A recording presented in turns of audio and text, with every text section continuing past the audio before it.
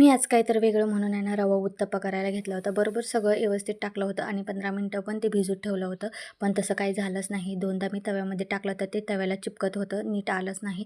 तर खरं तर त्याचं उपीटच झालं होतं. असं वाटायला लागलं की मी उपीट केलं असतं तर लय बरं झालं असतं.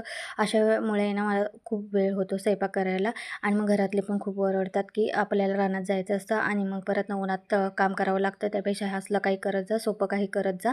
म्हणजे ना पटकन काम पण होत जातं आणि मग परत रानात पण उन्हाच्या अगोदर तू घरी येऊ शकते.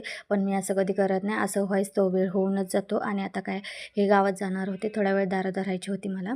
मग काय आपण आता दारावर जाणार आहे आणि थोड्या वेळाने ती आल्यानंतर त्यांचे तेच धरणार होते. आता काय सध्या दिवसाची लाईट आहे म्हणजे 2 वाजेपर्यंत असते. सकाळी मला असं वाटते 8लाच येते बहुतेक आणि मग काय आता 10 वाजले तर इतकं कडक ऊन आहे. तर खरं तर शक्य होईल तेवढं आम्ही उन्हाच्या अगोदरच काम करून घेतो.